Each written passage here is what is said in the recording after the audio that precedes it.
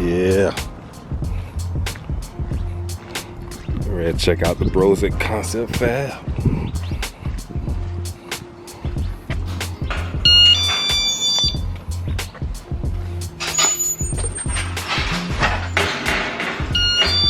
Oh man.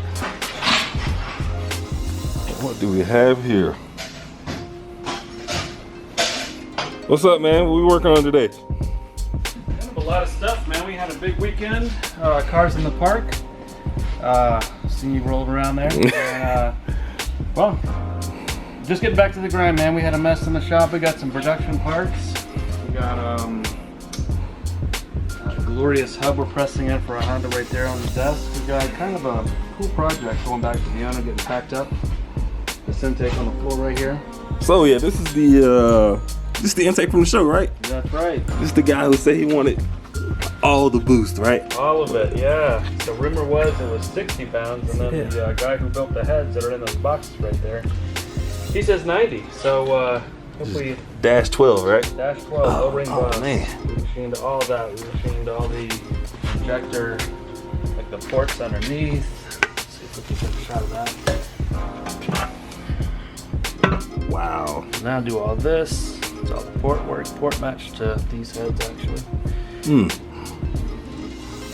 Man. They come about like that big. Jesus. And I think these heads flow like 550 or 600 CFM out of the box, and now they're all opened up like that, plus all that boost. So man, give me a name. This is Micah from Concept Fab. Did I say that right? It's Concept Fabrication and Custom. Like looking at your card and it's like a lot of awesome stuff on there. So you obviously, yeah, you do a lot of fabrication work. So how long you been in the business, man? Since about 2007. We've been doing this, and it's a small town. Could have got some more money going up to Phoenix and doing some more stuff. And I did a 2-year little vacation, as I like to call it, up in Phoenix, and it's just too hot. Y'all can have it. True, very true. Yeah, I came back to Sierra Vista, and we're just doing some cool stuff. Word got out, and then we're doing a lot of stuff out of Tucson, out of Phoenix. So it's pretty cool. Man, so this guy, like, my wife, she was a machinist slash welder. She would be, yeah, she probably have, never mind, I can't say that, PG-13. Man, look at that.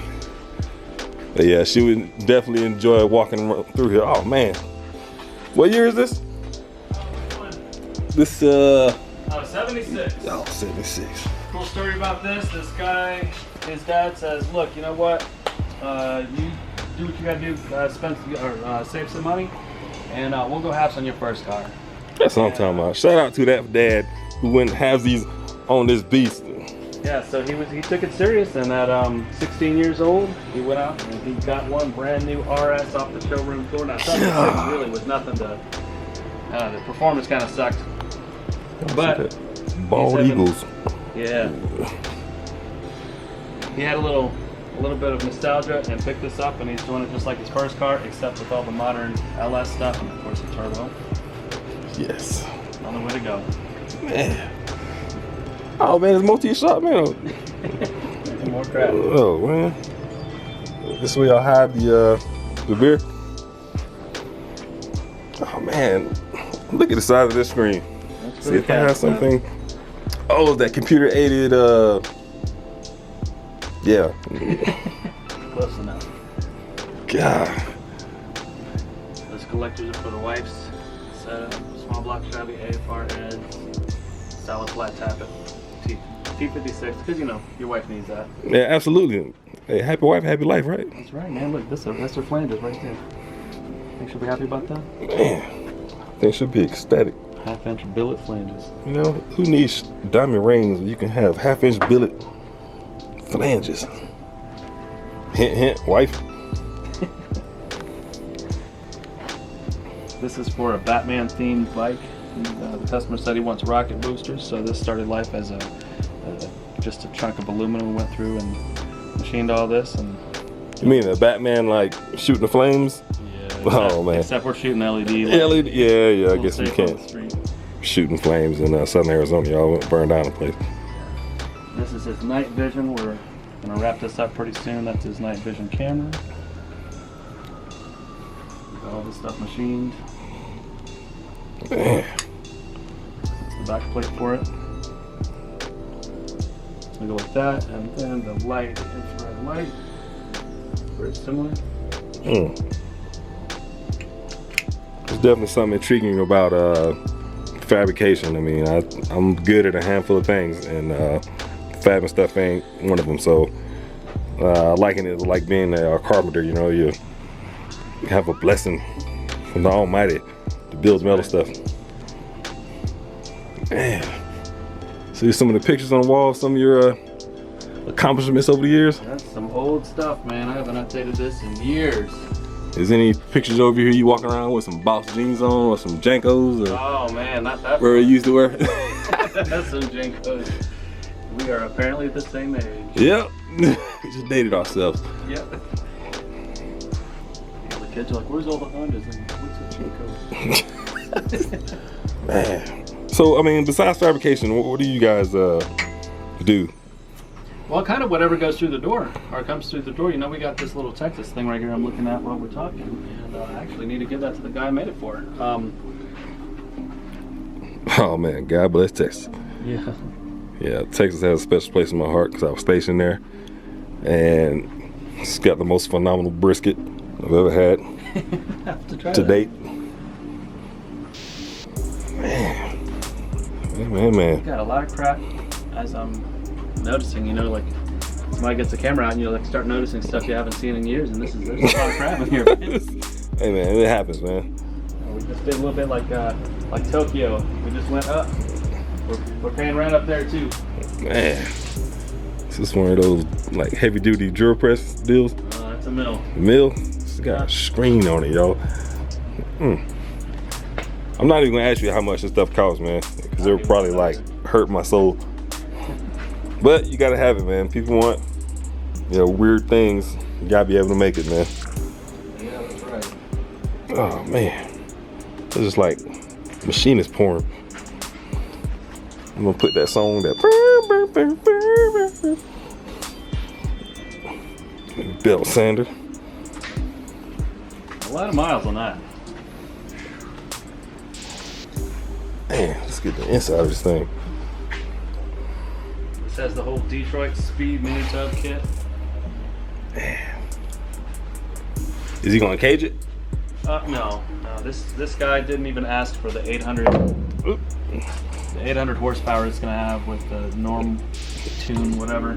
So what you're saying is he's not gonna cage it right now? No, we're just gonna keep some slippery tires on it. It's whatever. Yeah. You just have to hit the gas after 75 miles an hour. Whatever.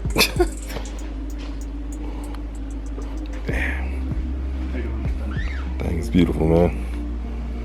So this guy has been telling his wife for years, honey, I want a 57 Chevy one day.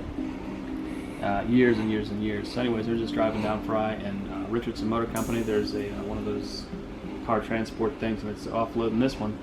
And he says, honey, you know, I've been telling you for a long time that I want a 57 Chevy, and today's the day. That's what I'm talking about. Right in the middle of Fry, not even at the light. Went and got it. And yeah, so the rats have been all eating the insulation off the wires, so he went redid all the wires, and whoever did work on it, this thing was down in Hermosillo getting done, and it's kind of cool the stuff you learn, who's worked on it, where it's been, the history as people get to seeing what you're working on. Especially like in this small community. I mean, if you've been around long enough, you know, like, oh yeah, that's the car that such used to have that sold it to Jimmy who stole it from Bob or whatever. I don't know. You got it. We bought this. We bought a '67 Camaro SS for my wife. It's her dream car, and so we wound up getting it from a guy out of I guess it was Hereford. Anyway, what's up, Ruben and Luna? Anyway, dad's car.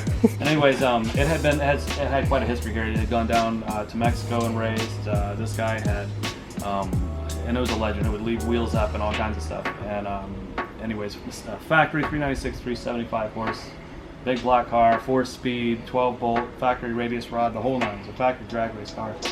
Anyway, we had taken everything apart. It was literally on a rotisserie, like going to Tucson, and some guy could hardly speak English, and he was, I know that car, I know that car. I'm like, man, how?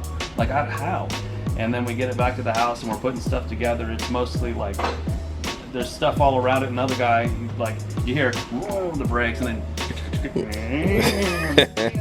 another car, and he's got something else to say about it. And somebody else in the Taco Bell parking lot, he had something else to say about it, and that was pretty cool. But small town, you know where you got it from, rumors spread, and so on and so forth. Yeah, it's good stuff, man. Yeah. So are you going to SEMA? No, not this year, man. Yeah, I'm not going either, man. I don't have time. Yeah, I'm hoping somebody goes and takes a bunch of pictures. Yep. Man. Well, we'll let you get back to work, man. But got one more little thing. oh, yeah, what else you got in store, man? Yeah, next door. Next door. Door.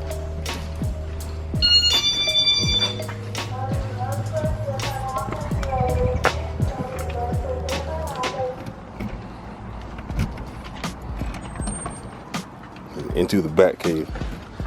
Oh man, see why you? This guy was gonna just let me creep away.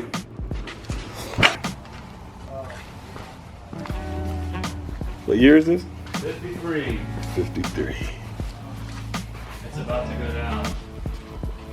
Like it's about to go down. Oh.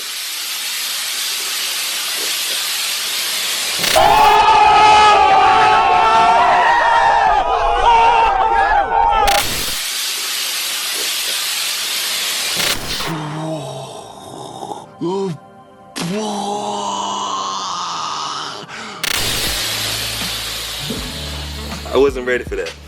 I was not ready. Next time you gotta tell me these things, man. All right. You want to go fill it up? No, excuse me while I go change my drawers.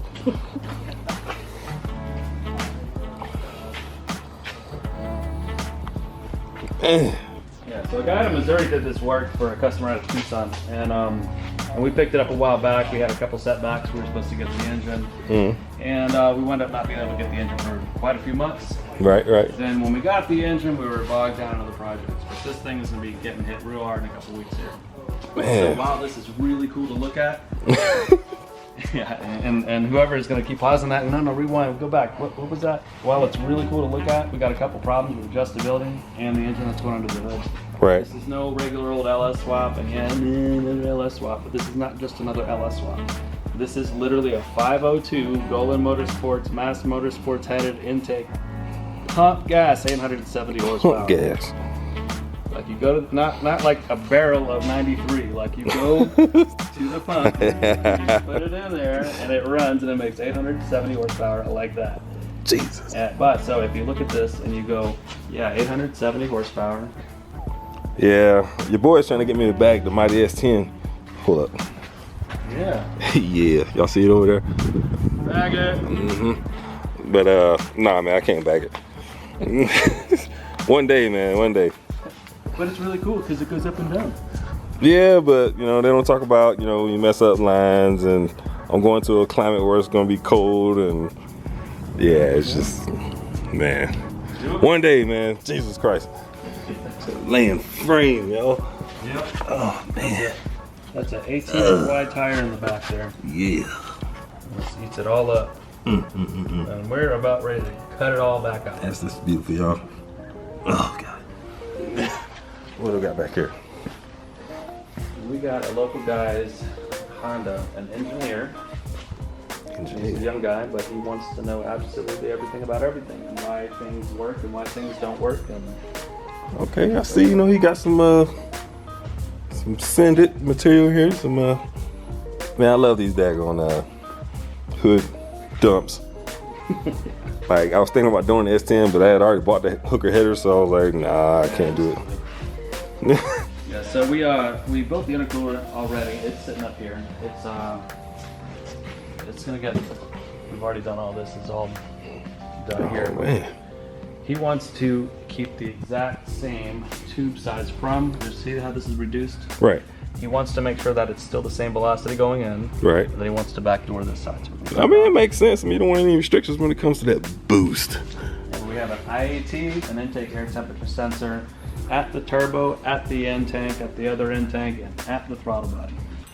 So he wants them everywhere. He wants to know how the intercooler is doing.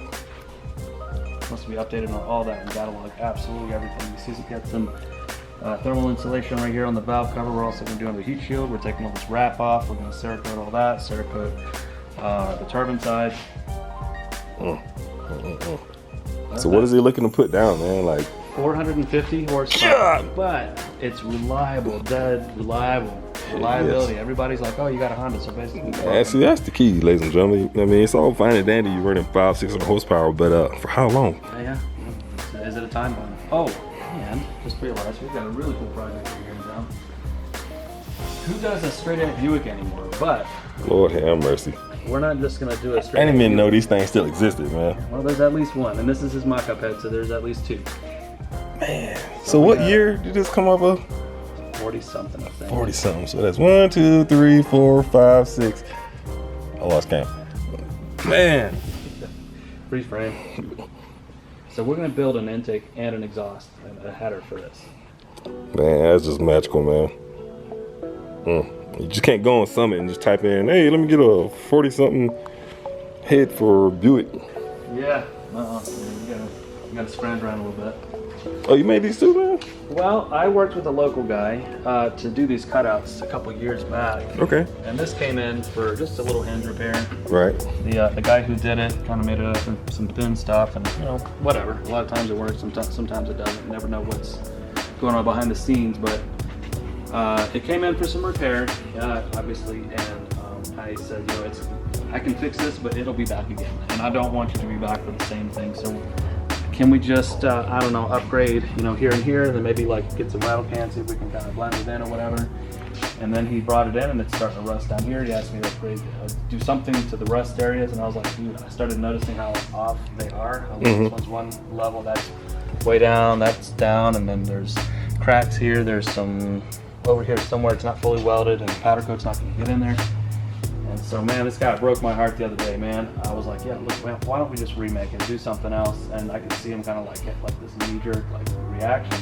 And I was like, well, what's going on, man? And I was like, we can kind of do the same design, but do something because nothing's level. And he's like, my wife designed that. And I'm like, okay. And he's like, she died last month, and I could see him tearing up. And I'm like, oh man, we're gonna save her. We're gonna do whatever we gotta do to save her. And he's like, well, as long as you can promise. He goes, especially this. He goes, especially that. If you can save that, then you can redo the whole thing, but it needs to look like that. I was like, I'm done. Man. Oh, my heart. But so on top of doing all things gangster, you also do stuff that's aesthetically pleasing. That's beautiful. Well, the Honda world taught me one thing: it better look good before it functions. Yeah. So we go from there, but I don't want to see. I mean, nobody's perfect, but nobody wants to see somebody again for the same thing. Yeah, absolutely, man. Gotta get it done for a good reason. Man.